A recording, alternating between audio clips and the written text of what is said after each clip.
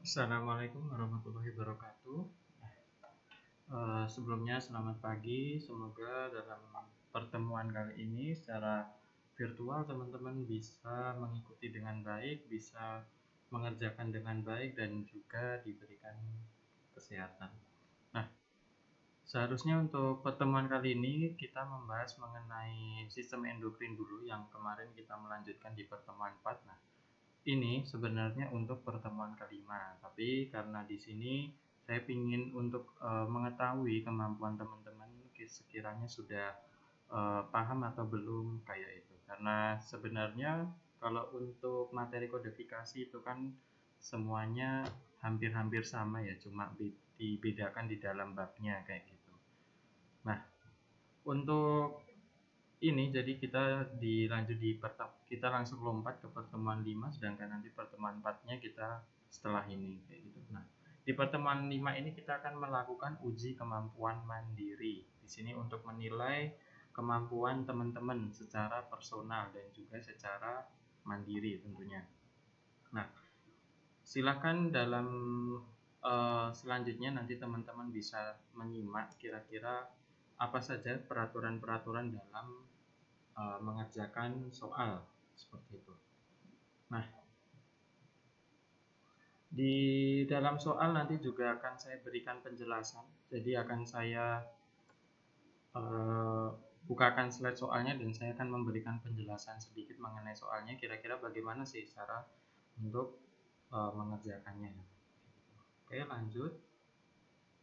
Nah, dalam pengerjaan soal nanti teman-teman menggunakan cara. Jadi teman-teman harus tuliskan runtutan kronologisnya. Misal langkah pertama berarti adalah cari litem. Terus kalau sudah ketemu, sudah cari litem pada SCD-10 volume 3, selanjutnya cari apakah ada modified atau tidak. Itu teman-teman tulis ya. Semuanya tulis litemnya apa, modifiednya apa jika ada. Setelah itu rujuk ke volume 1. Nah, baru dituliskan nanti hasil kode akhirnya seperti apa.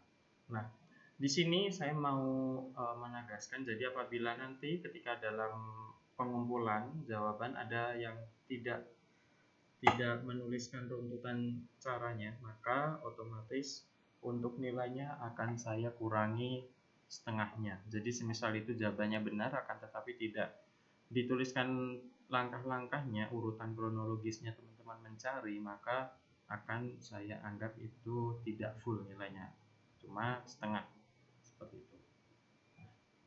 Dan juga untuk di setiap slide soal perlu teman-teman perhatikan, nanti setiap satu slide saya akan putar kurang lebih nanti ada 1 menit. Jadi teman-teman harap menyimak baik-baik. Dan untuk pengumpulannya, karena ini nanti kurang lebih akan diupload pukul 08.20 ya. Jadi nanti kurang lebih untuk pengumpulannya adalah di pukul 09.20. Jadi pukul 09.20 teman-teman harus sudah selesai. Mau itu sudah selesai ataupun tidak selesai tetap dikumpulkan. Kalau lebih dari 09.20, lebih 1 menit saja otomatis sudah tidak saya terima. Seperti itu. Jadi di sini teman-teman dituntut untuk berpikir cepat dan kritis dalam menentukan kode diagnosa. Seperti itu. Untuk soal nanti ada kurang lebih ada 20 soal, di mana nanti beberapa terdiri dari soal coding dan beberapa nanti ada terdiri dari soal yang berupa pernyataan ataupun berupa penerjemah dari istilah medis ke istilah umum seperti itu. Oke. Di sini siap-siap dikerjakan teman-teman. Untuk pengerjaan nanti silahkan ditulis di kertas dan difotokan. Jadi untuk pengerjaan nanti teman-teman tuliskan di kertas, tidak perlu ditulis soalnya, yang penting nomornya sesuai. Silahkan tulis di kertas dan habis itu teman-teman foto. Setelah itu nanti teman-teman kirimkan ke link yang akan saya berikan ke PJ, ke Mbak Hasna. Nah, untuk formatnya apa? Untuk formatnya nanti bisa JPEG dan juga bisa PDF. Nggak perlu pakai tab scanner ataupun apa. Kalau teman-teman taruh di Word terus di PDF juga nggak masalah. Tapi kalau nggak bisa pun di JPEG juga nggak masalah. Jadi foto langsung teman-teman lampirkan seperti itu. Apabila ada kendala dalam penguploadan, semisal size-nya terlalu besar, ya nanti bisa teman-teman untuk crop. Jadi untuk mengurangi size-nya. Jadi untuk pengerjaan ini kan karena 20 soal, jadi kurang lebih ada 30 menit, dan nanti sisanya sampai jam 9.20 itu untuk teman-teman gunakan untuk memvalidasi, terus untuk membenahi format ataupun apabila ada kegagalan dalam pengiriman jawaban. Oke, sebelumnya bismillah terlebih dahulu, silahkan dikerjakan mulai dari sekarang.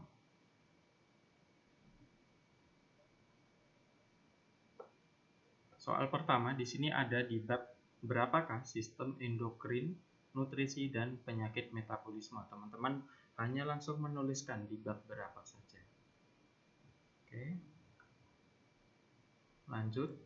Soal nomor 2. Nah, ada di bagian subbab manakah yang menjelaskan mengenai penyakit yang berkaitan dengan nutrisi. Nah, kemarin sudah saya singgung mengenai subbab di mana ada yang menjelaskan penyakit khusus nutrisi. Itu teman-teman tuliskan subbabnya berikut yang menjelaskan mengenai nutrisi.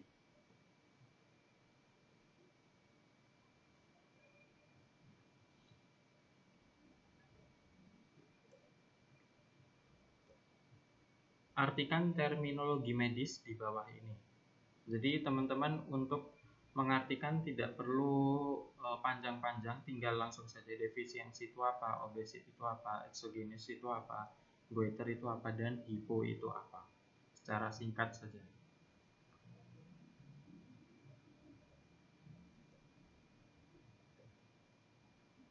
Soal nomor 4. Nah, di sini sudah mulai melakukan coding.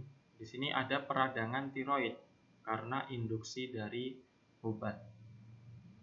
Silakan teman-teman tuliskan jawabannya menggunakan urutan kronologisnya dalam pencarian kode.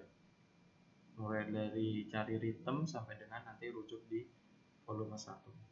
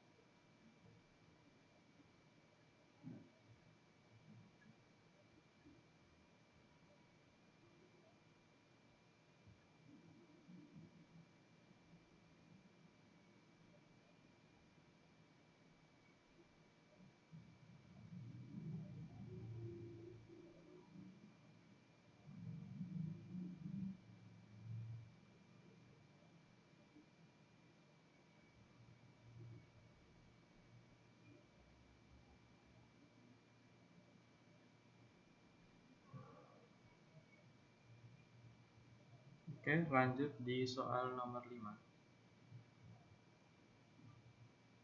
NIDDM disertai adanya ulcer di tungkai dan gangguan pada ginjal. Tentukan kode diagnosanya.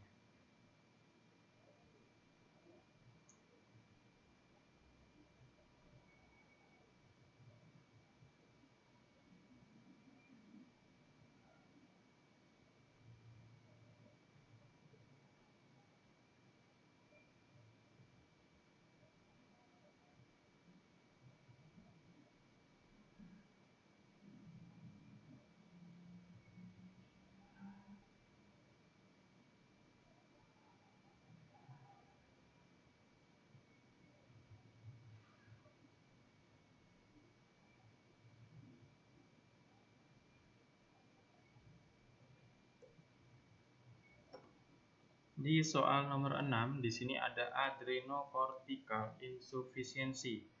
disertai pendarahan. Silakan tentukan kode diagnosanya menggunakan urutan secara urutan kronologis dalam pencarian diagnosa.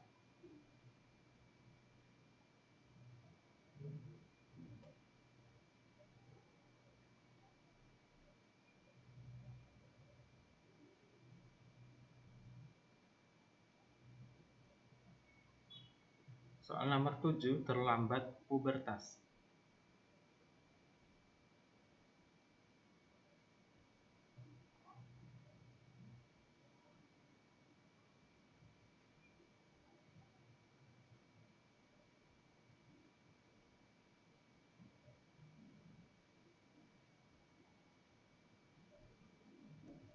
Soal nomor 8. Nah, di sini seorang prajurit mengalami malnutrisi derajat ketiga usai terjebak di dalam gua.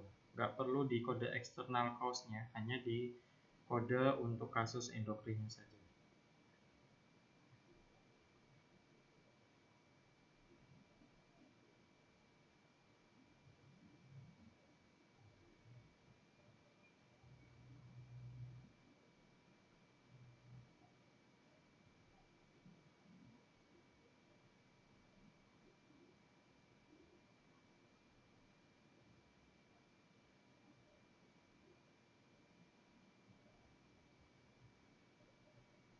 Soal nomor 9, tentukan karakter ketiga dari kode diagnosa beri-beri jenis kering.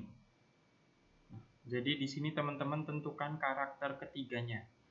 Tapi sebelum menentukan karakter ketiganya, teman-teman tentukan dulu kode diagnosanya. Jadi nanti hasil dari kodenya baru teman-teman tentukan karakter ketiganya. Berarti di bawah rujuk volume 10 rujuk ICD-10 volume 1, nanti teman-teman kalau sudah ketemu diagnosanya, di bawah teman-teman tuliskan karakter ketiga dari kode diagnosa beri-beri adalah ini. Apa? Seperti itu.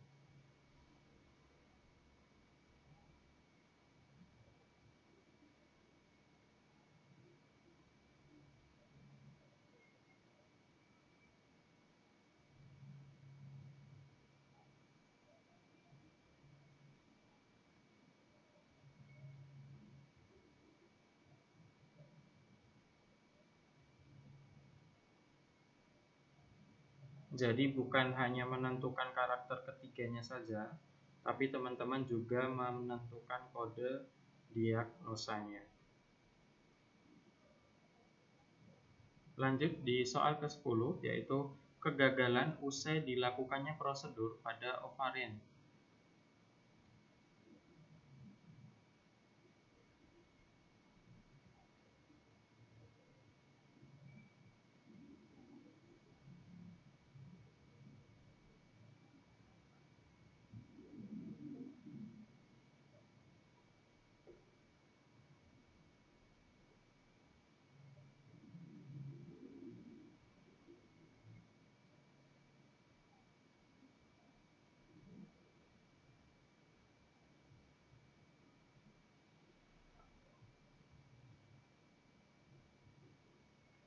Soal ke-11, seorang pasien mengalami hipoparatiroid usai dilakukannya sebuah prosedur. Tentukan kode diagnosanya.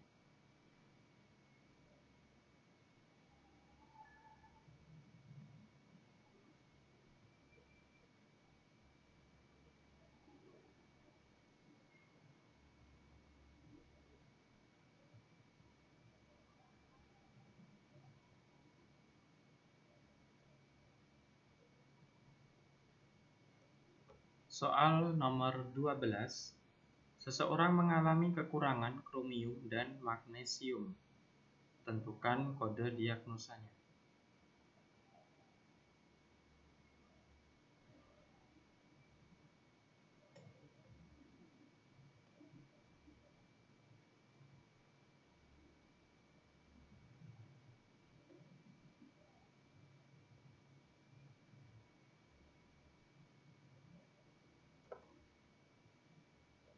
Soal nomor 13, tuliskan sub bab di dalam bab 4. Jadi teman-teman tuliskan seluruh subbab yang ada di dalam bab 4. Itu dituliskan subbabnya apa, sekian sampai sekian mengenai apa, sekian sampai sekian mengenai apa, seperti itu.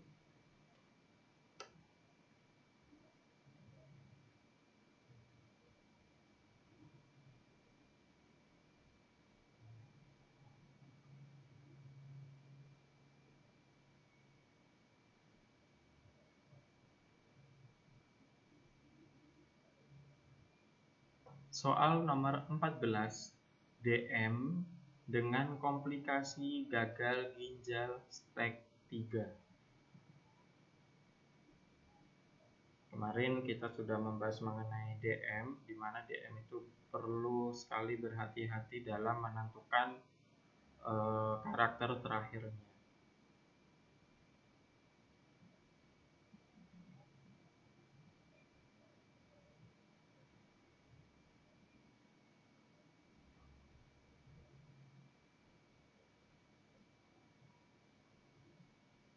Soal nomor 15, kekurangan vitamin A dengan diikuti kebutaan di malam hari atau rabun senja ya, sulit melihat di malam hari.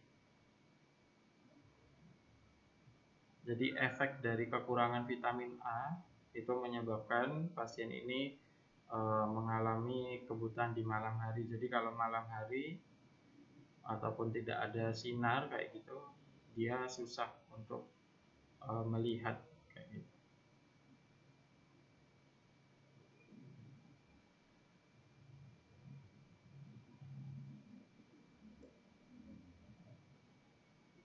Soal nomor 16, kekurangan vitamin biotin.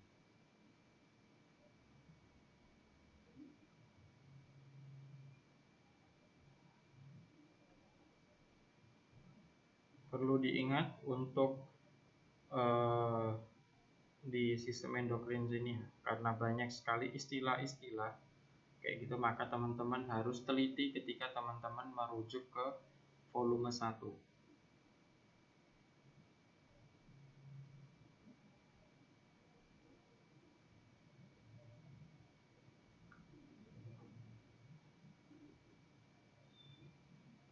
Selanjutnya soal nomor 17.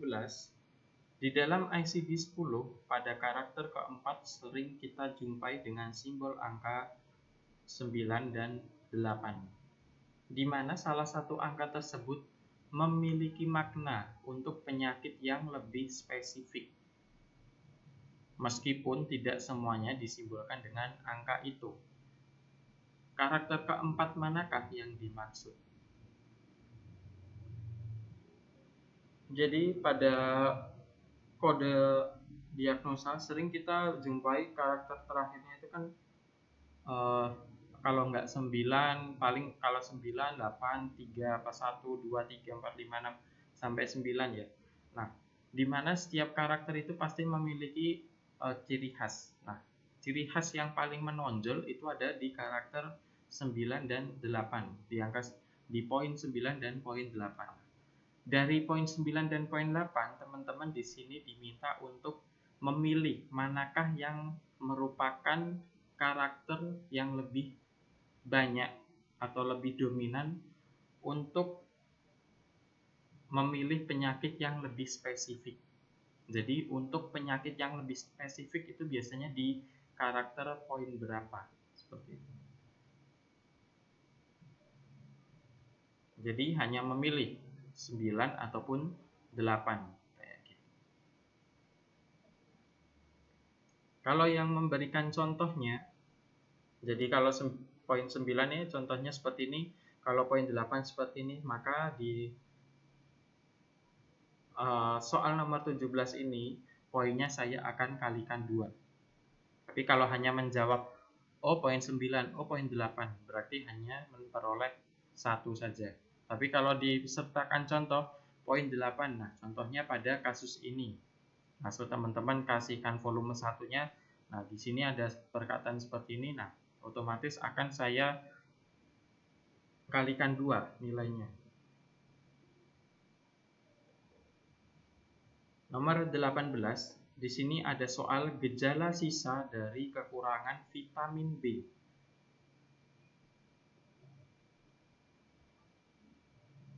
Gejala sisa itu berarti penyakitnya masih ada, akan tetapi sudah lama terjadi. Misal terjadi di umur 7 tahun. Nah, di umur 10 tahun ketika dia nanti periksa, ya dia masih memiliki gejala sisa itu.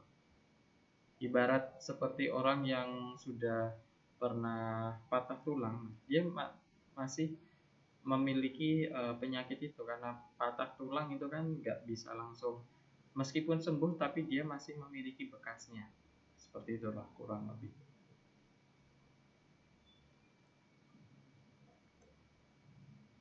Nomor 19, kekurangan magnesium.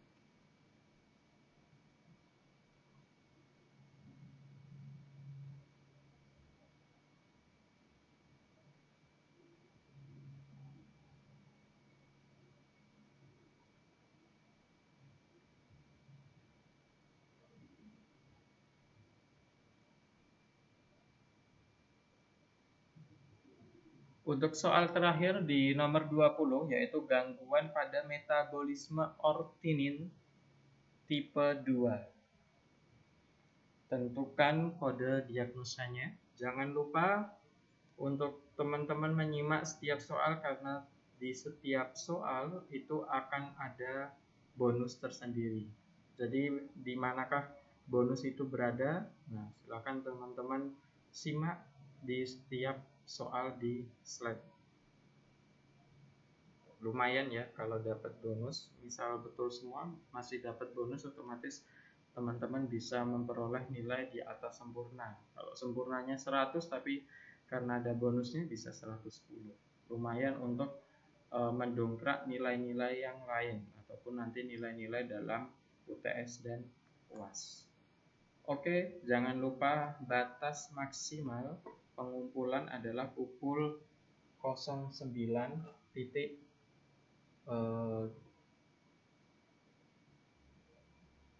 terlalu lama ya, 09.20.